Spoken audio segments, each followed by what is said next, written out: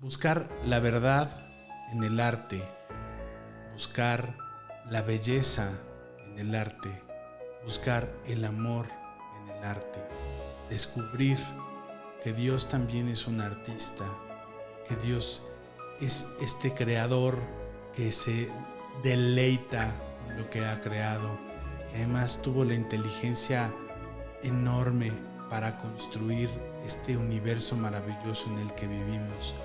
Hoy vamos a hablar sobre el arte y esta particular característica que tiene para acercarnos al amor de Dios y a la verdad, aquí en Tepeyac 31.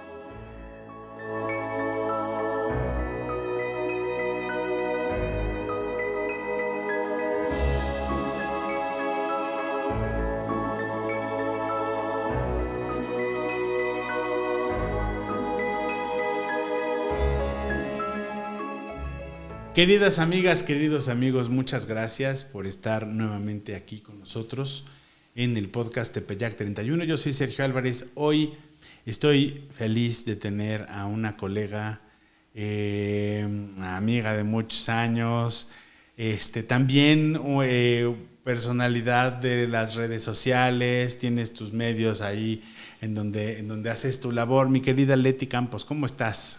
Pues muy contenta, Sergio, muy contenta de estar aquí este día contigo y con toda la gente que te ve, que te escucha y que te sigue.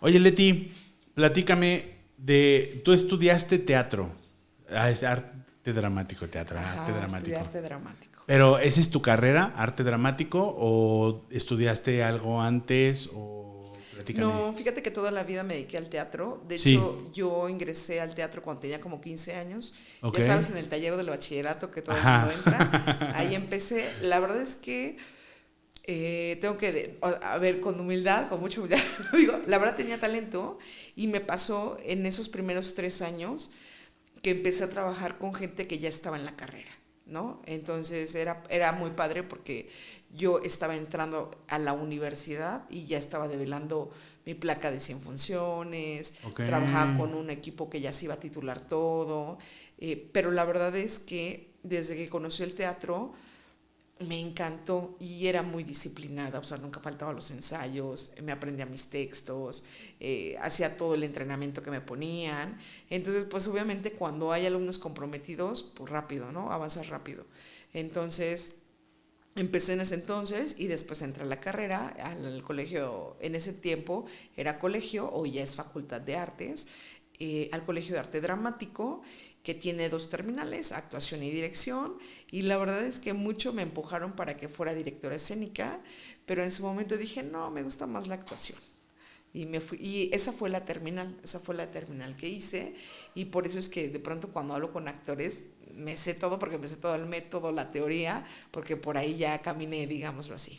¿Cuánto tiempo dura esta especialización en actuación? Mira, la carrera de teatro en general, de arte dramático, Sí. dura 5 años y digamos que los 3 primeros años te dan como una formación, no general, porque no es general, es una formación escénica, te dan formación escénica que yo te puedo decir que el 80% de las materias en teatro son presenciales, teóricas y físicas, ¿no? Y el otro 20 a lo mejor ya son solo teóricas, ¿no? Y los 2 últimos años de la formación ya te especializas como director escénico o como actor, ¿no? Okay. Digo, aquí en Puebla hay otras versiones de esto, o sea, hay una universidad que enseña teatro, pero es muy general, o sea, teatro es muchas cosas, ¿no? Teatro es iluminación, teatro es escenografía, teatro es maquillaje, teatro es dirección de escena, teatro es atrexo, teatro es, bueno, es mucho lo que puede abundar el teatro, y la verdad es que en una formación profesional no da tiempo que tú aprendas todo lo que es el teatro, aunque sí atravieses a través, digamos que, de las materias, y eso me gustó mucho de mi facultad, que sí te sacaban especializado en un tema, que creo que eso es importante, ¿no? Y sí tenías idea de lo que era la actuación, etcétera, además de que la vinculación que existe en la universidad actualmente y en el momento en que yo estudié era impresionante. O sea, yo tuve la oportunidad de, estando en la carrera, me acuerdo que el primer encuentro al que asistí fue un encuentro de un proyecto que se llama Red Citru, que es una red de 5 países latinos. Es México, Argentina, Colombia, Chile y Perú. Y entonces toman a 2 actores, porque no pueden invitar a todo el mundo, sí. Toman a 2 actores de la facultad, digamos que de lo mejor que tiene la facultad, y los mandan a vivir a un país que los invita, ¿no? A mí me tocó irme a vivir a Argentina, y ahí trabajas aproximadamente como un mes, mes y medio, con un equipo extranjero. Es decir, 2 de Perú, 2 de Chile, 2 de Colombia, 2 de Argentina y 2 mexicanos, ¿no? Y tienes un tema en común. Me acuerdo que en ese tiempo nosotros estábamos, no recuerdo muy bien el tema, pero creo que era utopía y desilusión, algo así estábamos hablando. Y entonces cada país tiene una propuesta. Digo, al final somos diferentes, aunque nos parezcamos mucho, y trabajamos en ensamblar un montaje con lo que cada equipo lleva. Entonces, digo, fue un gran proyecto, y como ese proyecto, muchos otros en los que tuve la oportunidad de participar, justo porque la carrera tiene esta especialización, ¿no? Me acuerdo que estuvimos en el Encuentro Mundial de las Mejores Escuelas de Teatro del Mundo, así se llama, no es payasada, así se llama. Yo también cuando lo escuché dije, ay, es real. No, yo dije, no, me lo están diciendo para que vaya, ¿no? No, así se llama, Encuentro Mundial de las Mejores Escuelas de Teatro del Mundo, que organiza la UNESCO. En ese tiempo me tocó visitar Perú y llegamos, yo creo que 35 países del mundo.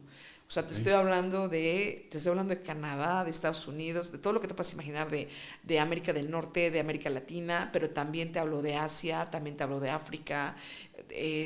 No tienes idea de cuánto teatro del mundo pudimos ver en ese momento, y es increíble, porque a lo mejor tú crees que el teatro que tú haces está todavía, a lo mejor que le falta, ¿no? O te imaginas que le falta. Y luego me acuerdo que en ese tiempo el Teatro de la India estaba ahí experimentando ya con la multimedia, y eran muy, muy malos, ¿no? Y entonces sí, te sorprendías porque decías, oye, trae multimedia, es Teatro de la India, pero de verdad la gente, porque además también hay que decir que nosotros como mexicanos somos un buen público. Somos amables, somos gente muy amable, somos gente muy solidaria, somos gente muy respetuosa, y a veces yo diría que nos pasamos. A mí algo que me sorprendía mucho de este tipo de encuentros mundiales es que tú veías a un japonés, a un coreano, a un chino, y no le gustaba tu montaje, Sergio, en tu cara se dormían. O se levantaban todos así como en colectivo, eran aproximadamente, ponle que 8 catedráticos, sí. Se levantaban los 8 y se salían enfrente de ti a los 15 minutos, en un encuentro donde hay gente de todo el mundo, que dices, no, por favor, y con una cobertura pues nacional mínimamente, ¿no? Entonces sí es tremenda el nivel de exigencia, de crítica, y la diferencia, ¿no?, también teatral que existe en todo el mundo, porque, por ejemplo, en el caso yo ahora recuerdo mucho a los rusos, y me parece que a los bielorrusos también, les vi un montaje precioso que me encantó, tenía marioneta, tenía títere, y además tenían un trabajo actoral y corporal precioso.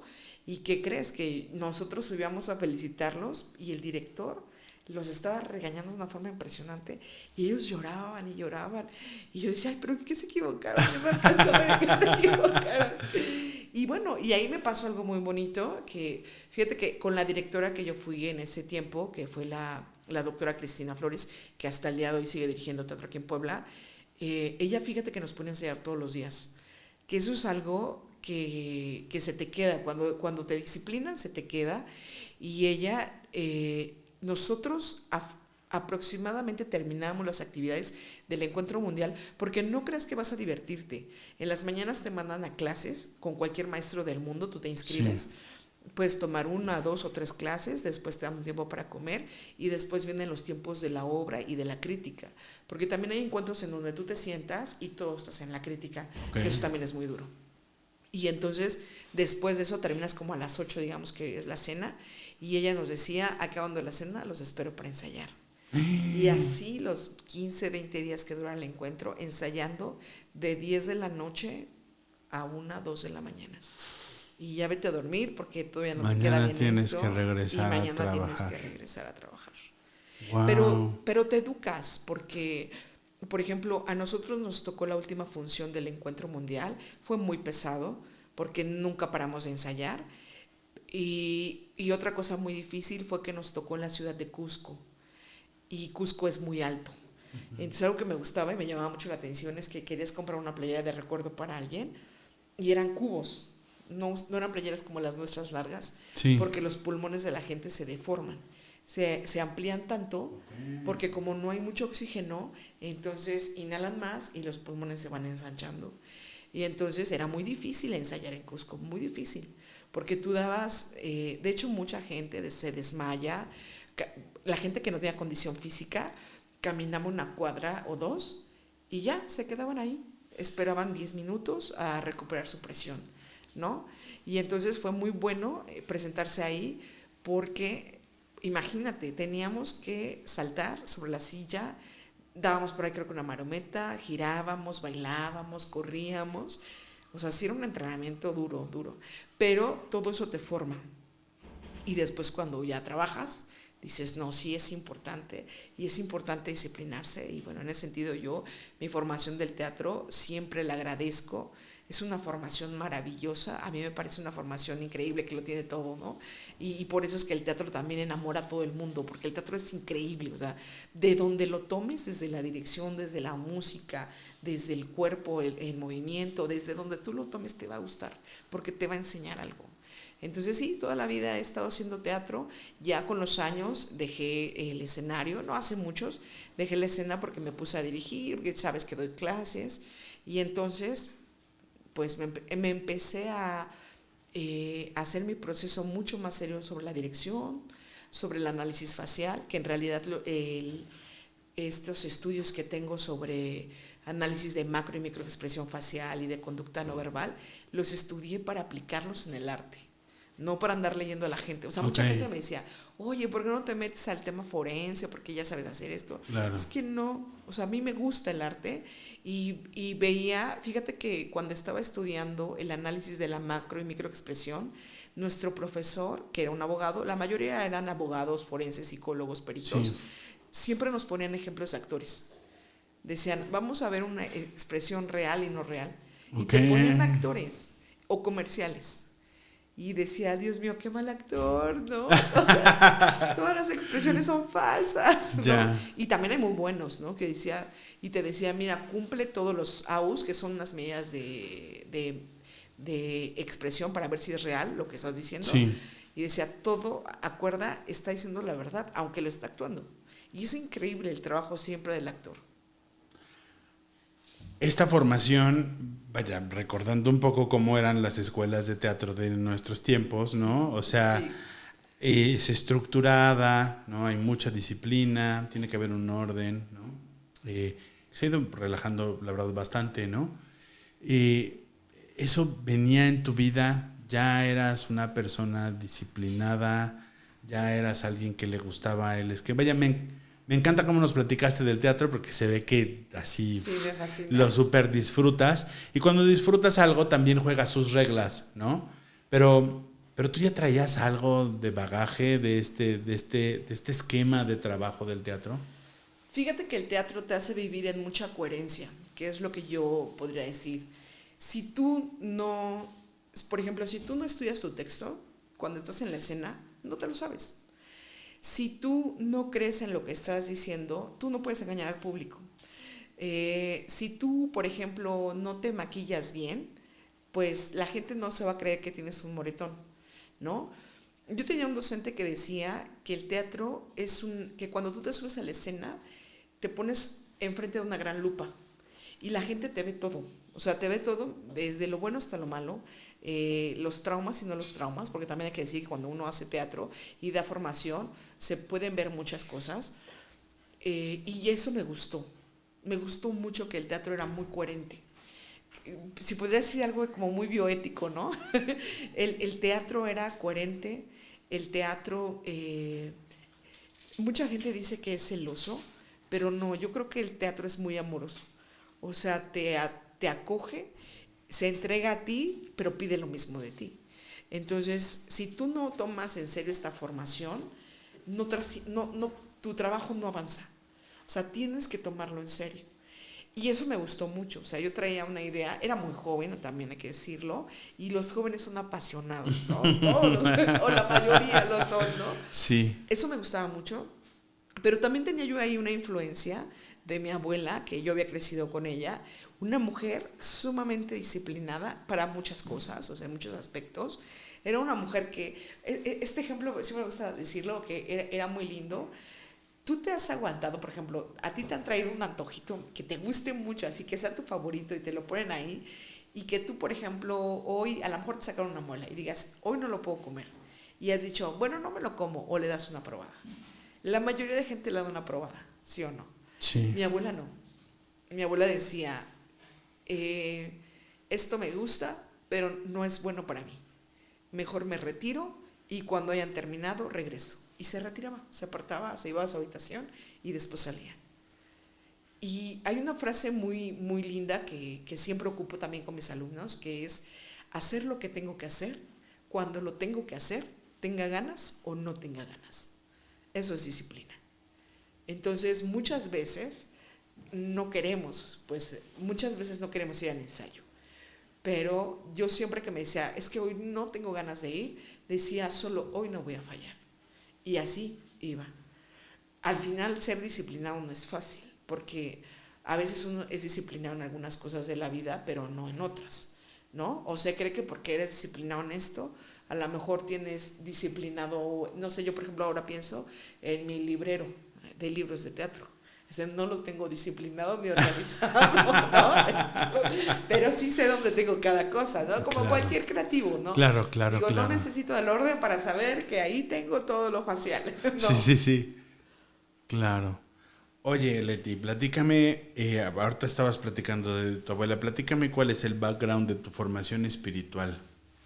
¿En qué momento empiezas a aprender o a tener esta cercanía con Dios? Mira, yo creo que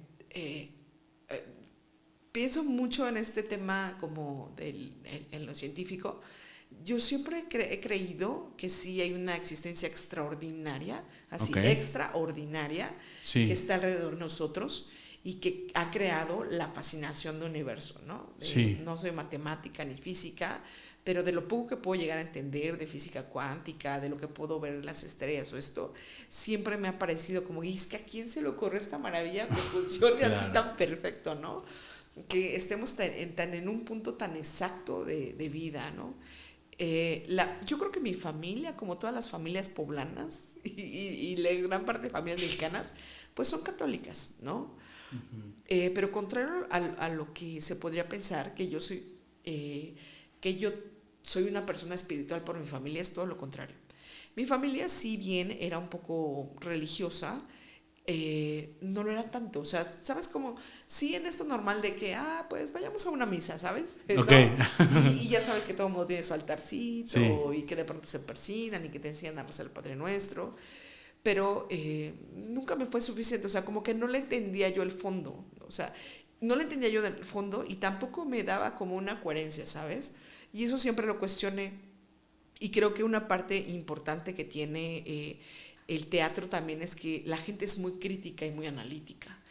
Y yo era muy crítica desde que era muy pequeña. O sea, te estoy hablando de un niño de 4 años que yo ya me cuestionaba cosas y decía, ¿y eso por qué? Eso es incorrecto, ¿no? Claro. Ya lo pensaba. Padrísimo. Y entonces, o sea, yo me cuestionaba esto y yo, aunque tuve algunos encuentros, digámoslo así, como en esta religiosidad natural sí. que nos van enseñando en la casa, que digamos que no éramos tan cercanos, yo sí decía, no me suena. No me resuena porque no hay coherencia. O sea, a ver, yo estoy escuchando que dicen que, por ejemplo, que la palabra de Dios, no juzgues. Y yo, toda la gente que veo aquí en esta sala, todo el mundo está juzgando, ¿no? ¿A qué se reúnen? Esto me cuestionaba muchísimo en general de casi toda la gente. Y esto, fíjate que algún tiempo me llevó como, incluso yo hice teatro de crítica social. La primera vez que se hizo teatro cabaret en Puebla, lo hice yo con una compañera, porque nos fuimos a aprenderlo a México y éramos unas chiquillas, estoy hablando de 19 años, sí. ¿no? Y venimos e hicimos aquí, trabajamos con Juan Pablo Mazorra, que fue tu actor en algún momento. Saludos, Juan Pablo. Que ahí nos conocimos, y en realidad hacíamos crítica, ¿no? De la misma iglesia, o sea, porque a mí había algo que no me resonaba, pero, y así fue pasando el tiempo, o sea, nunca me he apegado a algo porque alguien me diga, oye, apégate a esto porque es bueno, sí. No, o sea, primero lo cuestiono muchísimo y después digo, me gusta, me conviene y es bueno para mi vida, que se quede, ¿no? Y entonces siempre tuve como no gusto, ¿sabes? Incluso a la misa decía, me da flojera, no pone atención, no le entendía, y era como de, ¿no? Y había mucha gente que conocía, que era gente buena, y incluso mi mamá, me acuerdo que por ahí me inscribió a un curso con el movimiento familiar juvenil, con los chavos, ¿no? Para que fuera con ellos, y me caían muy bien, y los quería mucho, y etcétera, pero al final como que en el tema religioso, ¿sabes? Yo no ponía atención, ¿no? Y creo que hasta el día de hoy, yo me considero una persona muy espiritual, pero no me considero una persona religiosa, ¿no? Okay. Entonces hay cosas que si tú me preguntas, que yo digo, híjole, no me acuerdo, pero te puedo decir lo ético de lo que me estás preguntando, claro, no lo moral, pero sí te puedo decir lo ético, ¿no? Y entonces, en un día me encontré con alguien que me sorprendió cómo era. Y ya no vive, ya falleció, que en paz descanse, y fue el padre José Manuel, que era un español que estaba aquí en Puebla, en una iglesia, y lo escuché hablar, y fue la primera vez que yo escuché a un padre decir, yo tengo debilidades, yo tengo tentaciones, pero lucho cada día e intento sostenerme. ¿Cómo llegaste a esa iglesia? Porque me invitó un amigo a una misa, me invitó, y yo, pues vamos. Y sabes, también estuve por ahí, alguna vez me acuerdo, hicimos una obra que se llamaba Evangélicas, Divorciadas y Vegetarianas. Era muy buena, una gran comedia, y de Gustavo Ott. Y me acuerdo que mi directora me llevó al centro evangélico al centro cristiano a escucharlos, porque mi personaje era cristiano. Okay. Y yo no tenía ni idea de qué iban, en qué creían, cómo eran, ¿no? Y entonces me fui a hacer, ya sabes, bien stanislavskiano, me fui a hacer todo el estudio, ¿no? Y a convivir con ellos, y me invitaron, ya sabes cómo son, que son muy, muy abiertos a invitar a todo el mundo, me invitaron, pero lo mismo, o sea, dije sí, pero no me cuadra, sí. ¿no? Y no me gusta. Y me fui, ¿no? O sea, hice lo que tenía que hacer, o sea, por lo que iba, y ahí quedó. Y así, y en este caso igual me invitó un amigo, fui, y me sorprendió mucho escuchar a alguien tan sincero, tan sensato, tan poco cuidado de las formas, porque esa es la verdad, y tan poco preocupado por el qué dirán. Porque yo de pronto entiendo, bueno, ahora ya soy una mujer adulta, en ese momento yo era una jovencilla de 17 años, y hoy yo entiendo y digo, bueno, hay cosas también que no deben de decirse, ¿no? O que se tienen que cuidar. Uh-huh. Pero me sorprendió mucho la libertad con la que él hablaba, mucho, mucho. Y me gustó. Y entonces empecé a escucharlo más. Un tiempo, no creas que inmediato dije, ay, no, de aquí, no. Un tiempo. Y después me fui acercando quizás a una iglesia más libre, más así, o sea, que para mi visión era más coherente. Una iglesia que se llama el Camino Neocatecumenal, en donde yo vi que la gente lo que estaba diciendo era lo que estaba haciendo, y dije, wow, esto me encanta. Okay. O sea, de verdad lo están diciendo, ¿no? Y si no quieren, y si no están de acuerdo, y si no les gusta, igual lo dicen, ¿sabes? O sea, no se estaban cuidando de las formas ni del qué dirán, sino que estaban como en libertad. Y eso me gustó mucho. Y digamos que ahí empecé a conocer a gente extraordinaria. Después el padre José Manuel se fue, después conocí al padre Luis Fernando, que era otro padre misionero, igual extraordinario. Y con ello vinieron muchas cosas. Tuve la oportunidad también en ese tiempo, entre trabajar el seminario palafoxiano, y que siempre lo he tomado más como un servicio, ¿sabes? Porque ahí doy teatro y ya han pasado muchos años de eso. Y he tenido experiencias extraordinarias de gente que está haciendo servicio, de que está haciendo el bien y de que está intentando cambiar el mundo. Y a veces veo que el internet, las redes sociales, se llenan mucho de noticias de noticias malas contra la gente contra religiosos, contra sacerdotes, etcétera, ¿no? Es como que se viralizan más rápido, ¿no? Y ahí tuve la oportunidad de conocer a gente, tengo la oportunidad de conocer a gente maravillosa, gente que desde el día uno ha estado trabajando para ayudar a otros, ¿no? Y ya lo decía, misioneros, religiosos, tanta gente, ¿no? Que al final está buscando, se está buscando en Dios, porque ellos de verdad dan su vida para eso, ¿no? Y eso para mí es una cuestión de mucho respeto, porque muchos decimos, no, es que yo creo en Dios, pero cuando de verdad te toca dar la prueba o la muestra, la verdad es que no, o sea, no lo haces, o sea, no lo das.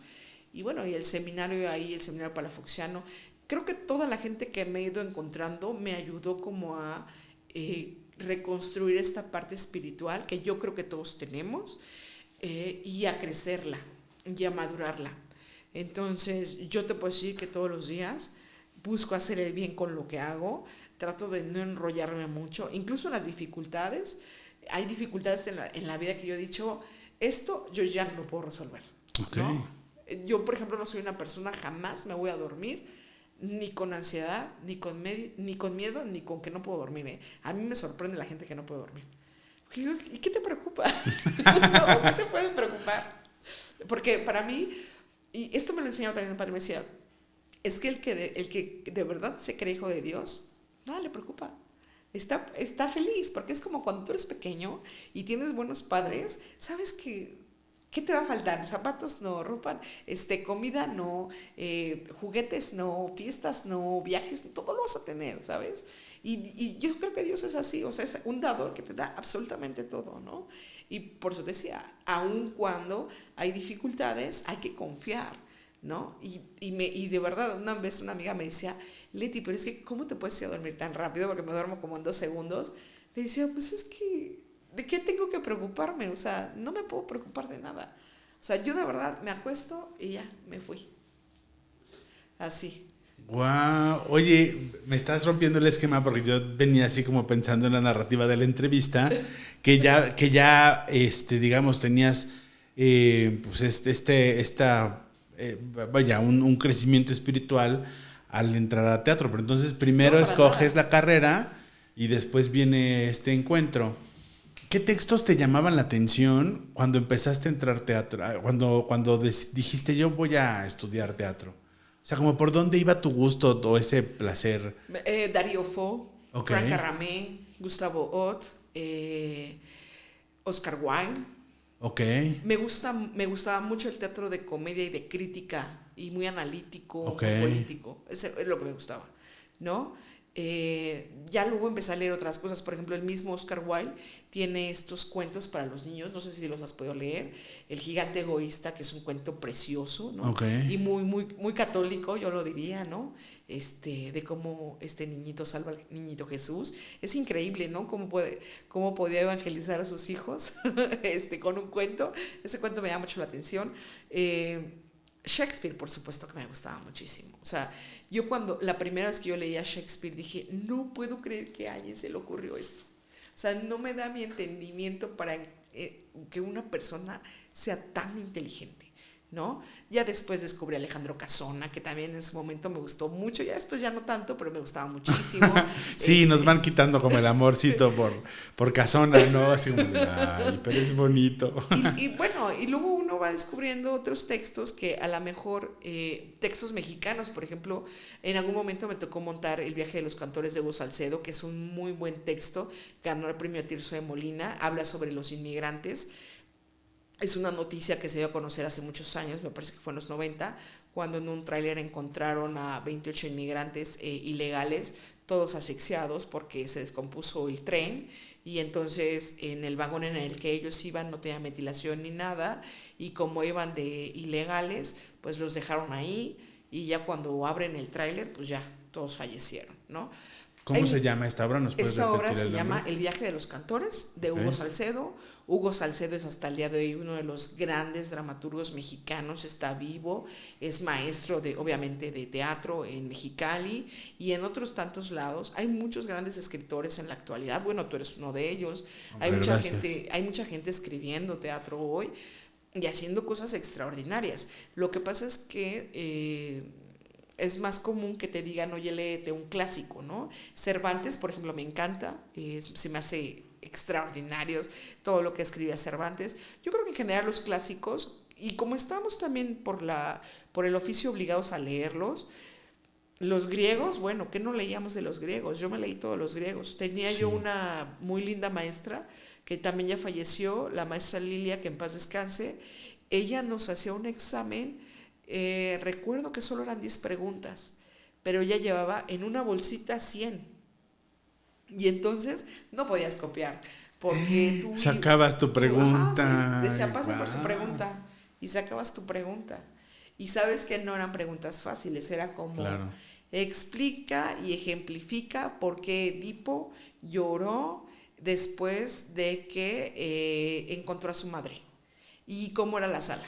O sea, tenías que haber leído Edipo Rey, si no ibas a poder contestar, ¿no? Entonces eran exámenes muy difíciles, era muy buena docente y por supuesto que me tocó leerme todo, pero siempre me gustó mucho más como el teatro cómico, de crítica. Por eso te decía que Darío Fo, a los principios que hacía muchísima crítica, sobre todo en el estado en el que la mujer vivía, ¿no? Sí. En esta desigualdad, y me gustaba mucho. Incluso las 100 funciones que hice la primera vez en mi vida fue con un monólogo de él que se llama El Despertar, que habla de una mujer que está casada, ya sabes, ¿no? La mujer casada, pero que al final es madre soltera, porque ella es quien asume todo el rol de la crianza, y entonces ella se despierta en la mañana de, ya me quedé dormida, lo que nos pasa todos los días, ¿no? Ya me quedé dormida, y el niño hay que llevarlo a la guardería, y el monólogo va desde que se levanta, que pone el lunch, que no sé qué, que se cambia, que se baña, pero que se acabó el agua caliente, pero que se le acabó el talco, pero que el niño llora, pero que ya cambió el niño y ahora que se hizo popó, etcétera. Y el papá está acostado durmiendo y ella viviendo una locura a las 5:30 de la mañana, enloquecida, y ya cuando está a punto de salir de la casa, pasa la bocina del circo diciendo, hoy domingo, función de circo. Okay. Y entonces ella dice, domingo, o sea, imagínate en el estrés. Claro. De esos temas ya, sí. O sea, se hablaba. Lo que pasa es que este teatro italiano pues iba un poco más adelantado que el mexicano. Claro. Y en ese momento presentarlo en México también era como que incomodaba a los señores, ¿no? Claro. Entonces me gustaba mucho eso, porque yo siempre he dicho que el arte sí tiene que incomodarnos, sí tiene que cuestionarnos, sí tiene que preguntarnos qué estamos haciendo, en dónde estamos y por qué. De hecho, en un sentido crítico, yo creo que el arte es la vida espiritual del mundo para quien no quiere conocer a Dios. Tú date cuenta que mucha gente que hace arte, en el fondo es gente buena, es gente que está intentando ayudar a su comunidad, está intentando cambiar su entorno, sí. Está intentando denunciar algo y está intentando despertar conciencias. Sí. Un hacedor de teatro es una persona buena. En general, cualquier persona que hace arte, yo siempre lo he dicho, merece mi respeto, porque le está invirtiendo a algo a lo que nadie le ha apostado. Entonces, sí, la gente que hace arte es gente muy espiritual, aunque no todos hayan encontrado o no todos hayan podido ponerle nombre a Dios y hayan sentido que tienen un encuentro con Él. Todo lo que están haciendo son acciones que solo haría alguien que cree en Dios, una persona buena. Claro. Y eso es extraordinario. Yo he tenido también la oportunidad de trabajar con políticos y cuando trabajé con ellos fue cuando dije, toda la gente que hace arte son unos bendecidos maravillosos. Okay. Porque no te cuento. Muchas gracias, Leti.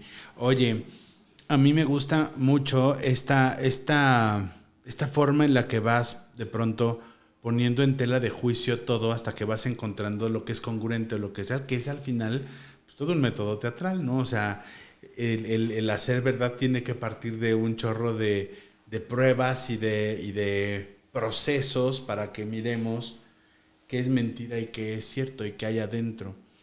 Al momento de dar el paso de ser actriz a ser maestra, ¿tú qué es lo que buscas en los alumnos? Porque, a ver, aquí se han sentado muchos amigos que hacen evangelización.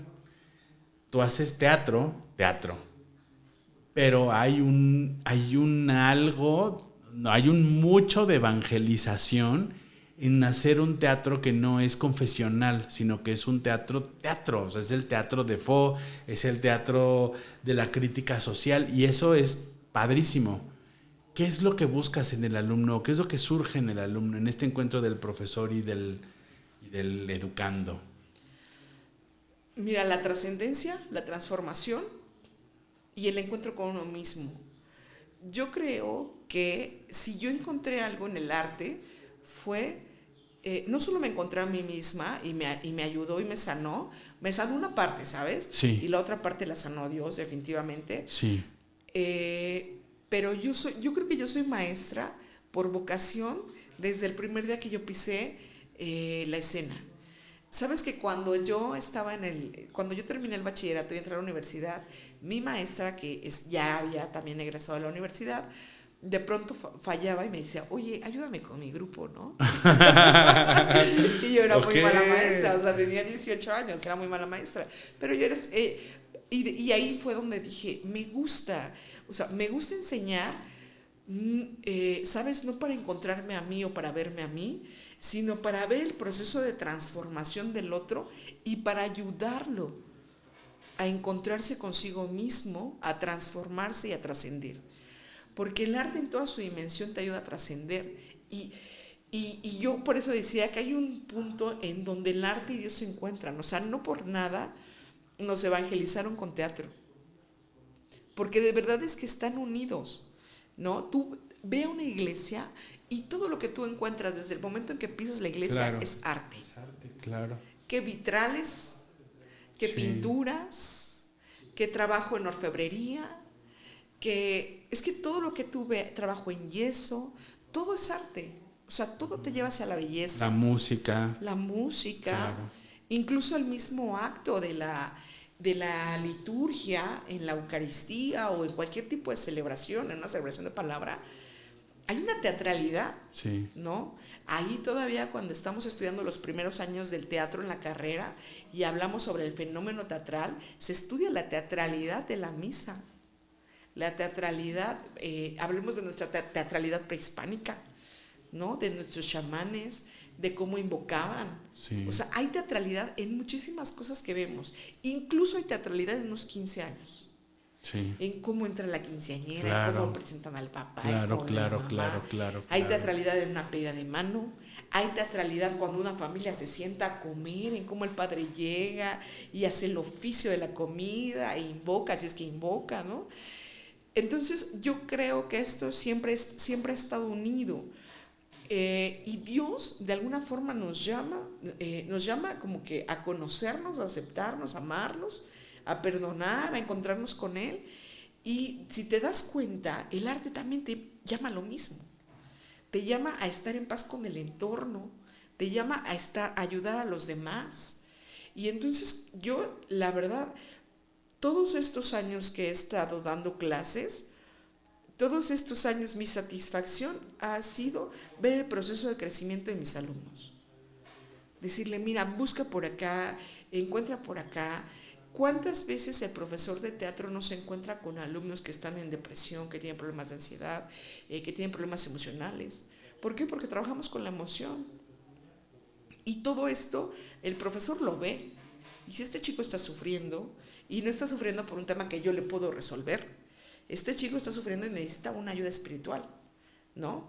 Yo soy muy respetuosa, ¿no? Yo siempre digo, bueno, yo soy una persona católica, a lo mejor tú no, pero hay que trabajar el espíritu. Todos somos personas con alma, todas las personas somos espíritu y tenemos que trabajarlo por nuestro bien.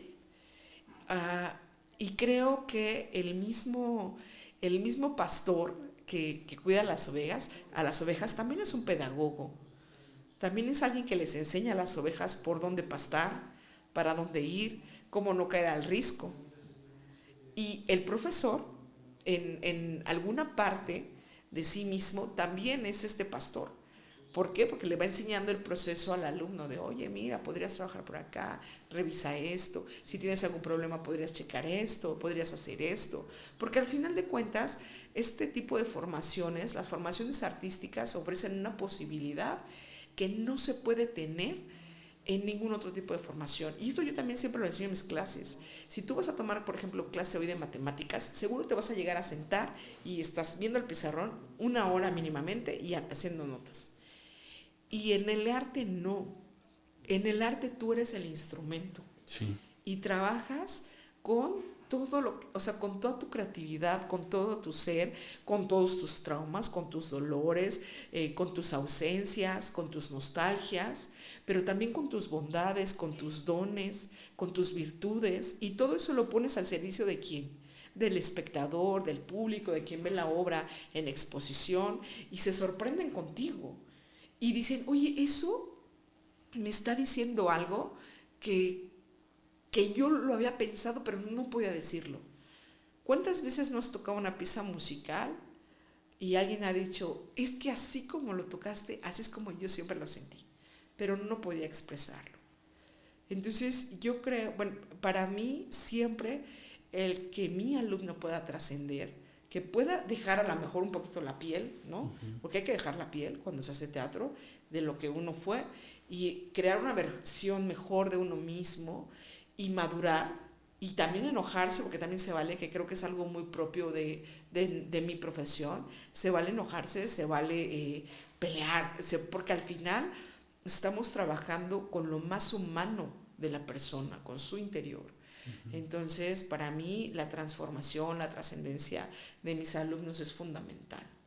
Es fundamental que se sientan entendidos, que se sientan vistos, que se sientan acogidos, aunque no siempre yo pueda estar de acuerdo, porque además ellos también no están siempre de acuerdo conmigo, y siempre digo esto, no tenemos que ser amigos para trabajar juntos, pero podemos trabajar por un bien común. Que además te va a beneficiar, ¿no? O sea, un bien común que va a ser tuyo. Y ¿sabes qué? Vas a ser feliz y vas a llegar feliz a tu casa. Sí. Y vas a ser feliz con tus hijos o con tu novia o con tu hermano o con tu primo y te vas a cuestionar, ¿no? Porque también es otra cosa que Dios nos pone de frente, o sea, cuestionarnos, oye, ¿sí estaré haciendo bien? Y no me habré equivocado, y no me pasé, y no hablé muy fuerte, y el teatro hace lo mismo también de alguna forma, ¿no? Lo que pasa es que es teatralizado, ¿no? Lo pasas ahí y tienes la capacidad, tu cerebro le ayudas como a reestructurar y a analizar y a sintetizar y a decir, ya sé qué fue lo que me pasó, sí me tengo que disculpar. Claro. Leti, se nos está yendo el tiempo. ¿Algo con lo que quisiera cerrar nuestra conversación de hoy? Pues mira, hay un texto muy bello con el que me encontré hace algunos años que se llama Nican Mopowa, que espero que todos los mexicanos puedan leerlo. Ya te platicaba yo que me encontré primero al teatro y después me encontré con Dios. El Nican Mopowa tardó algunos años en encontrarme. Lo hice años atrás, todavía yo creo que sin poder comprender la profundidad del texto que estaba yo montando. Hace 3 años hice el Nican Mopowa para ciegos, por así decirlo, aunque realmente es un Nican Mopowa sensorial. O sea, las apariciones de la Virgen a ojos cerrados. Fue un proyecto que hice en el Seminario Palafoxiano. Y cuando un mexicano tiene la oportunidad de leer este texto, que además de ser muy profundo, también es una representación real de quienes somos nosotros, de nuestra cultura, se va a encontrar a sí mismo. Sería un mensaje que yo le dejaría a toda la gente. Lean el Nican Mopowa, dense la oportunidad de encontrarse con las palabras de la Virgen María, de la Virgen de Guadalupe, que es impresionante la forma en cómo Juan Diego y ella se hablan. Yo hasta el día de hoy no doy crédito de la dulzura, del cariño, de la forma tan preciosa de poseer a alguien con la palabra y de amarlo solo con la palabra. Eso para mí es el Nican Mopowa. Por eso es que lo hice para ciegos, para que la gente pudiera entrar a la profundidad del texto, por supuesto a los aromas, ¿no?, de las rosas, a las texturas. Pero este es un texto teatral hasta cierto punto porque Es un diálogo. Recordemos que el texto más difícil de que una persona puede llegar a leer es el dramatúrgico. ¿Por qué? Porque lleva acción. ¿Y qué es la acción? Cuando dos personas platican y uno va imaginando lo que están haciendo. Pero es muy difícil por eso leer teatro. Y el Nican Mopowa es un texto que, aunque no es de teatro, sí es un texto con una dialéctica en donde hay una conversación de una profundidad seria, en donde también se habla seriamente de quiénes somos nosotros, de dónde venimos, de cuál es nuestra cultura y de cómo Dios ama con toda su profundidad solo a través de la palabra, que eso es algo impresionante. Wow. Ay, gracias, no manches, nos dejaste así una buenísima reflexión para cerrarle, te agradezco mucho. Si alguien te quiere contactar, síganme estoy en Instagram como Leticia Campos Vázquez y también en Facebook. Leticia Campos Vázquez. Sí, así me encuentran. Y esta propuesta de teatro para ciegos. Mira, fue un proyecto que se hizo, lo hice con mis alumnos. Yo tengo anualmente un grupo de alumnos que recibo. Y bueno, fue un proyecto que terminó. Mis alumnos ya ahora algunos ya se ordenaron, son sacerdotes. ¡Qué padre! Algunos siguen conmigo, porque este es el ciclo continuo también de dar clases, de que los alumnos van y vienen. Sí. Y nada, pues es un proyecto bellísimo. Me encantaría volver a hacerlo, pero la verdad es que pues sí, se requieren actores no solamente muy que sean creyentes, sino también actores profundamente comprometidos y disciplinados, porque vaya que es difícil. Y tuve la oportunidad después, porque además también produzco radio, de hacer una producción sobre este texto, y me acompañó el gran maestro Hugo Gamba, que ahora es director de la compañía Cervantina de Guanajuato, y otros actores y locutores también. Es un gran audio, la verdad. ¿Y ese audio está en redes? ¿Se puede encontrar? Fíjate que no, te lo puedo compartir si lo quieren compartir. Lo puse al aire en algún momento, pero es un gran texto, sobre todo por la interpretación, porque hay voces muy teatralizadas y porque hay voces ya muy educadas, ¿no? Que a veces lo difícil con hacer teatro sensorial es tener actores que de verdad lo logren la profundidad, porque la voz no miente. Claro. Entonces cuando alguien te dice sí quiero, pero no quiere, tú dices no quiere, ¿no? La voz dice mucha verdad. Leti, qué rica plática, de verdad, te agradezco muchísimo que vinieras, sacrificando tiempo y familia, ya están ahí afuera, ya vamos a atenderlos porque están ahí regalándonos también ellos la generosidad del tiempo. Muchísimas gracias por acompañarnos, Leti. Que Dios te bendiga mucho. Gracias, Sergio. Y pues nos vemos la próxima semana por aquí por Tepeyac 31. Por favor, regálenos un like, por favor, compártalo con sus amigos. Le agradezco mucho a Carla, que estuvo hoy en los controles.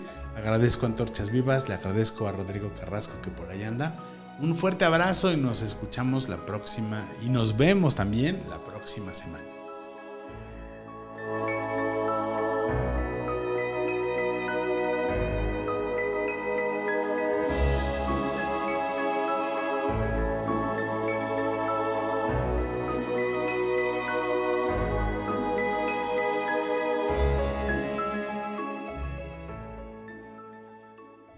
Esta es una producción de videopodcast.mx.